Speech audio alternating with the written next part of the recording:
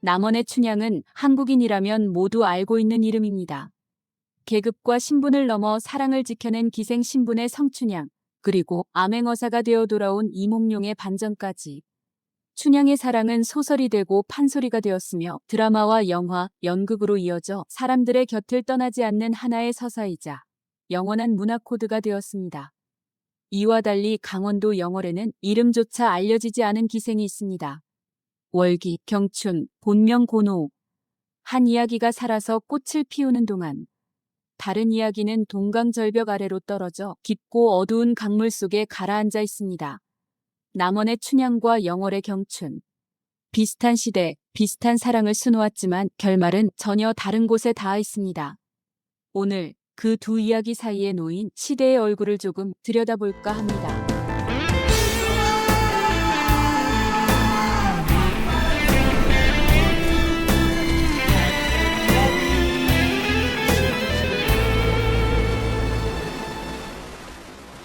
춘향은 양반 성씨를 가진 아버지와 기생인 어머니 사이에서 태어났습니다.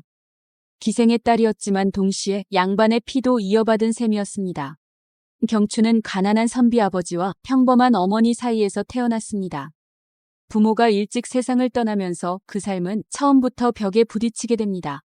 그렇게 두 사람의 출발점은 조금은 달랐습니다마는 그럼에도 두 사람은 닮은 점이 많았습니다.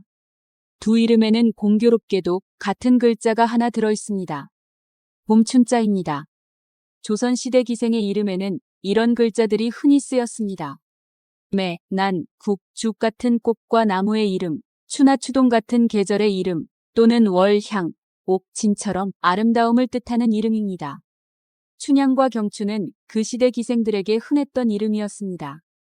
그러나 두 사람은 주변의 칭찬이 자자할 만큼 고왔고 노래와 춤에도 능했던 가인들이었습니다. 그리고 또 하나. 두 사람 모두 부사의 아들과 사랑에 빠졌습니다. 춘향은 남원의 부사자제 이몽룡을 만났고 경춘은 영월 부사의 아들 이수학을 만났습니다. 흥미로운 점은 사랑이 시작된 나이도 같았다는 점입니다. 춘향이 이몽룡을 처음 만났을 때의 나이, 그리고 경춘이 이수학을 처음 만났을 때의 나이. 16, 28 청춘의 꽃 시절이었습니다. 16의 봄. 이름에도 봄이 들어있고 사랑 역시 봄에 시작되었습니다. 그래서 두 이야기의 처음은 마치 같은 계절 속에서 피어나는 꽃처럼 보입니다. 춘향의 사랑은 남원의 광안루에서 시작됩니다. 연못과 누각이 어우러진 풍류의 공간에서 두 사람의 인연이 시작됩니다.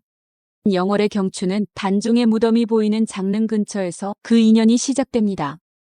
그리고 두 사람은 동강이 흐르는 금강정 부근을 오가며 서로의 마음을 나누었다고 전해집니다. 남원의 광안루, 그리고 영월의 장릉과 금강정. 사랑이 시작된 장소까지도 어딘가 서로 닮아 있습니다. 이렇게 보면 두 이야기는 놀라울 만큼 비슷하게 전개됩니다. 기생과 부사의 아들, 그리고 16의 봄에 시작된 사랑. 사랑의 시작뿐 아니라 이별의 방식도 서로 닮아 있습니다. 남원의 사랑은 몽룡의 아버지가 동부승지로 임명되어 한양으로 떠나게 되면서 이별을 맞이합니다. 어쩔 수 없는 운명 앞에서 두 사람은 다시 만날 것을 약속하며 헤어지게 됩니다. 영월의 사랑 역시 비슷한 이별을 맞이합니다. 영월부사였던 아버지의 영전으로 이수학이 영월을 떠나게 되면서 두 사람도 헤어지게 됩니다. 그리고 역시 다시 만날 날을 기약합니다. 봄에 만나 사랑을 나누고 이별하는 과정까지가 판박이처럼 닮아 있습니다.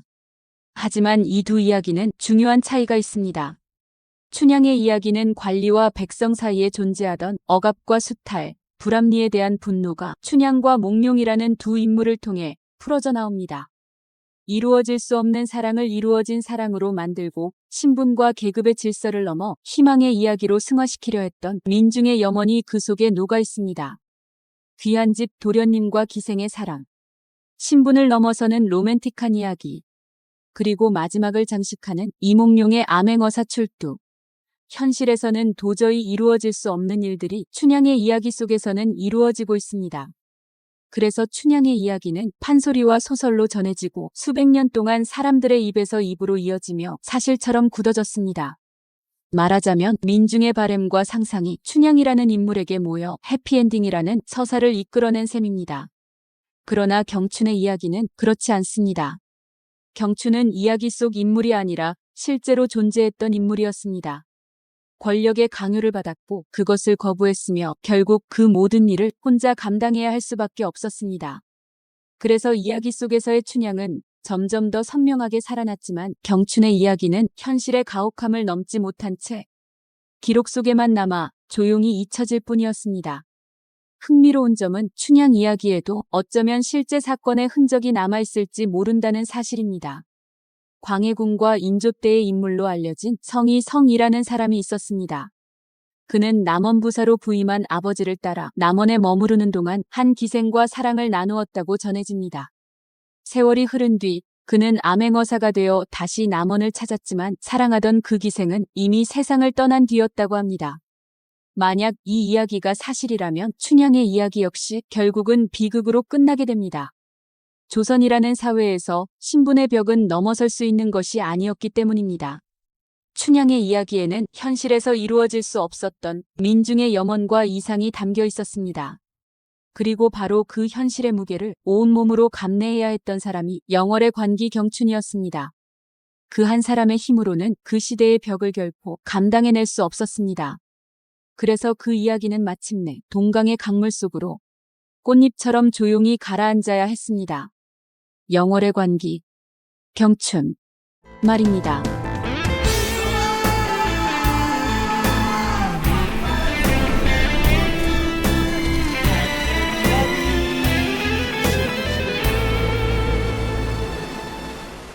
춘향과 경춘의 이야기는 서로 닮아 있습니다. 하지만 그 이야기가 어디로 흘러가느냐를 가르는 하나의 지점이 있습니다. 그 자리에 두 남자가 서 있습니다. 남원의 이몽룡, 그리고 영월의 이수학입니다. 춘향전에서 이몽룡은 이야기의 끝에서 다시 등장합니다. 그것도 평범한 청년이 아니라 암행어사로 나타납니다. 억울하게 갇힌 춘향을 구하고 탐과 놀이를 벌하는 정의의 인물로 말입니다.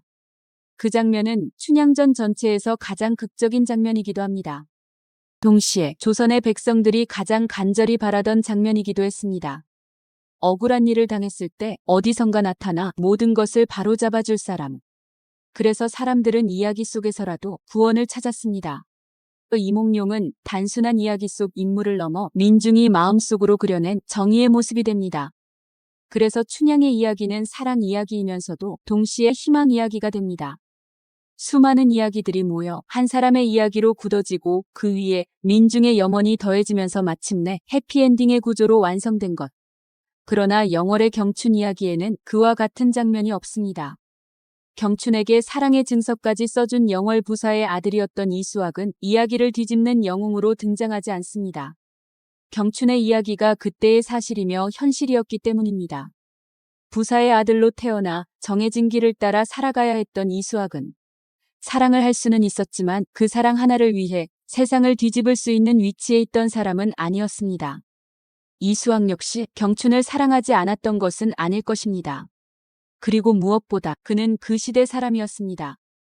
영월은 지금도 산속 마을이지만 그때는 더욱 멀고 폐쇄적인 곳이었습니다.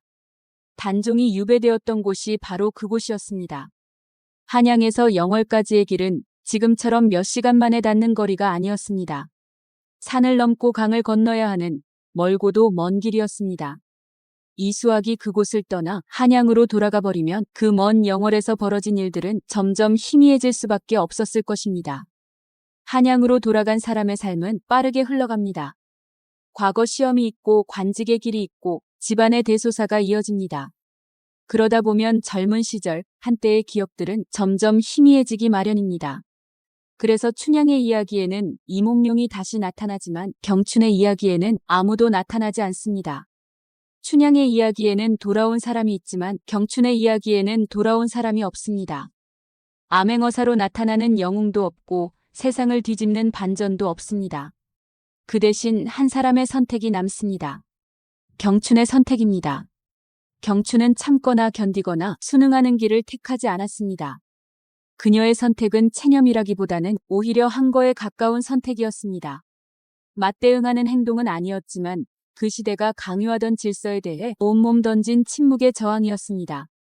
춘향의 이야기가 민중의 꿈속에서 완성된 소설적 이야기라면 경춘의 이야기는 그 꿈이 닿지 못한 자리에서 실제로 벌어질 수 있는 현실의 이야기가 됩니다. 그래서 춘향의 이야기는 구원을 받았지만 경춘의 이야기는 그럴 수 없었습니다. 같은 사랑이었지만 두 이야기는 전혀 다른 곳으로 흘러갔습니다. 춘향의 이야기에는 돌아온 사람이 있었지만 경춘의 이야기에는 끝내 돌아온 사람이 없었습니다.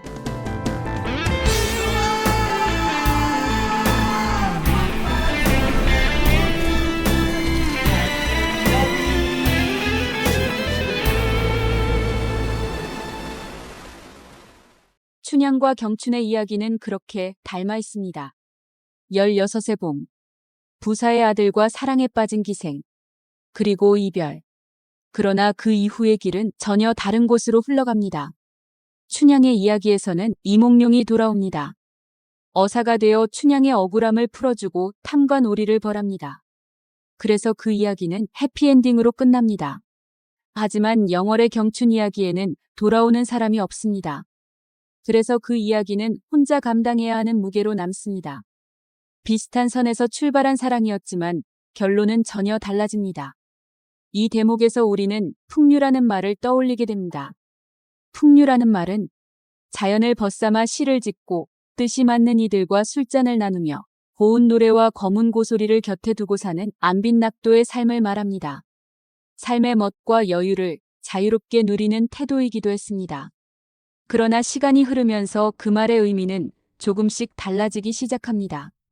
풍류라는 의미는 어느새 연회와 향락의 자리에 스며들고 방탕과 탈선마저 그 이름으로 묶여 포장되기도 했습니다.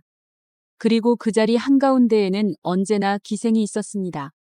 노래를 부르고 춤을 추고 술자리를 밝히는 존재.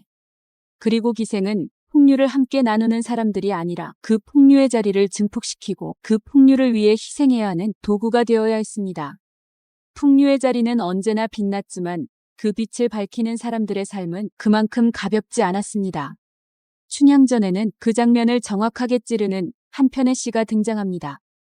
변학도의 잔칫날, 거린으로 변장한 이몽룡이 술에 취한 듯 읊었다는 시입니다. 금준미주는 천인혈이요, 옥방가효는 만성고라. 총누락시의 밀누락이요, 가성고처의 원성고라. 황금 술잔에 담긴 좋은 술은 천백성의 피요, 옥쟁반 위에 맛있는 고기는 만 백성의 기름이라. 촛농이 떨어질 때 백성의 눈물이 떨어지고 노랫소리 높아질수록 백성의 원망도 높아지네. 춘향전 속에서 이 시는 탐욕과 권력을 향한 통렬한 비판으로 등장합니다. 그리고 바로 그 장면 이후 암행어사가 모습을 드러내며 흐트러진 세상의 질서를 바로잡습니다. 그러나 현실의 이야기에서는 그런 장면이 나타나지 않습니다. 영월의 경춘 이야기에서는 당연히 암행어사가 나타나지 않습니다. 그래서 경춘의 이야기는 한 사람의 선택으로 남아야 했습니다. 경춘은 참거나 견디는 길을 택하지 않았습니다. 그녀의 선택은 체념이라기보다는 오히려 항거에 가까웠습니다. 정면으로 거부하는 저항은 아니었지만 그 시대가 강요하던 질서에 맞서 온몸을 던진 침묵의 저항이었습니다. 그리고 그 이야기의 곁에는 또 한 사람의 이름이 남아 있습니다. 석북 신광수입니다. 조선조 한문학사에서 중요한 시인으로 자리하는 인물입니다. 그의 시는 오늘날까지 전해지며 대표적인 서도소리인 관산용마 역시 그의 작품으로 알려져 있습니다. 그러나 영월에서는 그를 다른 모습으로 기억합니다. 경춘에게 모욕과 매질을 가하고 수청을 강요했던, 그리하여 경춘을 동강의 절벽 아래로 내밀었던 그때의 그 사람으로 말입니다. 다음 해인 1773년 신광수는 영월 부사자리에서 파직됩니다. 정기감사의 고과가 좋지 않아 교체되었다고 기록에 남아 있습니다. 그러나 많은 사람들은 그 일이 영월에서 있었던 경춘의 사건과 무관하지 않았을 것이라 말합니다. 그에 대해서는 이어지는 3부에서 조금 더 다뤄보기로 하겠습니다. 어떤 이야기는 노래가 됩니다. 그래서 춘향의 이야기는 수백 년 동안 사람들의 입에서 노래가 되었습니다. 사람들의 입에서 입으로 전해지며 점점 아름다운 이야기로 빛을 더해갔습니다. 그리고 어떤 이야기는 기록 속에만 남습니다. 아무도 모르게 거의 잊혀진 채로 말입니다. 경춘의 이야기가 그렇습니다. 동강절벽 아래에서 조용히 묻혀 있었습니다. 그러나 이야기는 완전히 사라지지 않습니다. 어딘가에 남아 다시 불려나오기를 기다립니다. 그래서 오늘 우리는 다시 그 이름을 부릅니다. 월기, 경춘. 아니, 그 이름, 고, 노, 오글.